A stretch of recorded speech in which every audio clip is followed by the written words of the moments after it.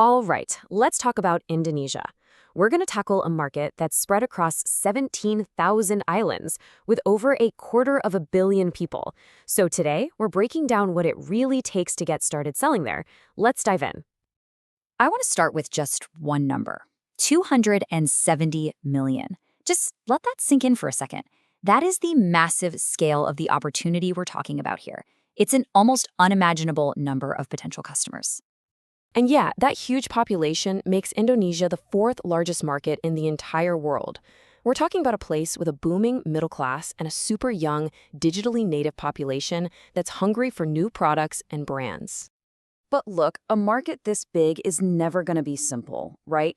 It's complex, it's unique, and honestly, it can be pretty intimidating if you're new to it. So the big question is, where on earth do you even start? Well, that's exactly what we're here to figure out. First up, let's think about the market itself as a kind of puzzle. I think that's the perfect way to look at it. It's got a ton of different pieces, and they all need to fit together just right for you to succeed. So what's interesting is that this entire puzzle really breaks down into three core challenges. First, you've got the geography. I mean, you're not selling to one country. You're selling to an archipelago of over 17,000 islands. Second, you have to navigate a pretty unique legal and regulatory landscape. And third, you've got this incredible cultural diversity across a huge consumer base. If you can get a handle on these three things, you are well on your way. Okay, so let's talk about your first major decision, your legal footprint. You can't just land and start selling products. You have to pick the right legal structure from the get-go, because this is literally the foundation for your entire business there. And before you pick one, you've got to ask yourself a really important strategic question. What is your number one priority right now? Is it having total control over your brand and how it's presented? Is it just about getting to market as fast as humanly possible? Or are you just dipping your toes in the water to do some research?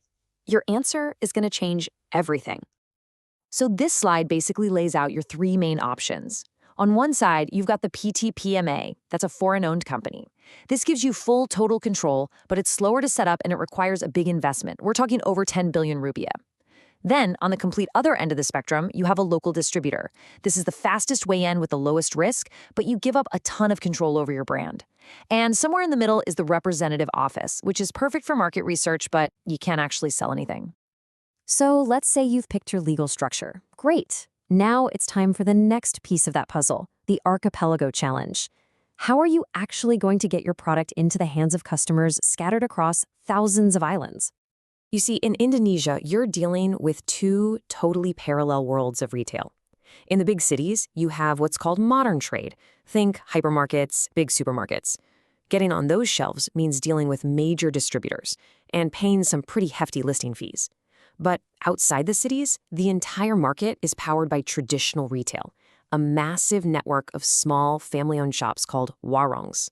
This is the absolute backbone of the rural economy, and you can't even touch it without the right kind of specialized distribution partner. So how do you solve this incredible logistical puzzle? Well, for a lot of companies now, the answer is to build a digital bridge, one that can span all those islands and connect you directly to your customers, no matter where they are. This is where e-commerce platforms like Shopee, Tokopedia, and the unbelievably popular TikTok shop have completely changed the game.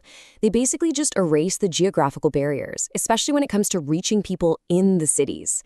I'll be honest, today, having a solid e-commerce strategy isn't just a nice option. It's pretty much non-negotiable if you're serious about this market.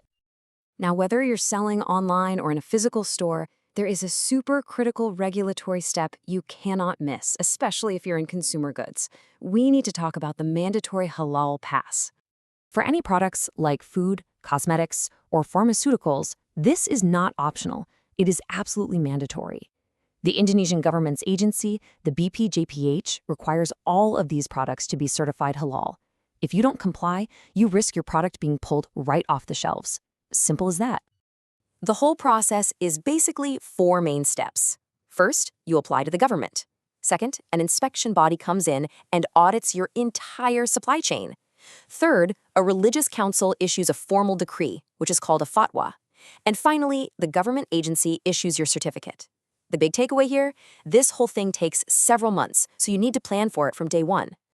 Okay, so we've walked through the legal structures, the distribution channels, and the critical regulations. Now, let's pull all of this together and actually build your final entry blueprint. Because when you look at all the different pieces of the puzzle we've just talked about, what you'll find is that your entire strategy, your whole blueprint, it really just boils down to one fundamental trade-off. And here it is. This is the choice. Do you want to prioritize high control, and are you ready to make a serious, long-term commitment? If the answer is yes, then you choose a PT/PMA. Or is your main priority getting to market fast with as little risk as possible? In that case, you go with a local distributor. It really is a strategic choice between two very, very different paths. Both of these paths can absolutely lead to success, but they demand completely different resources, different timelines, and a different mindset. And that leaves us with the last, most important question, which you now have the tools to answer. Which path will you choose?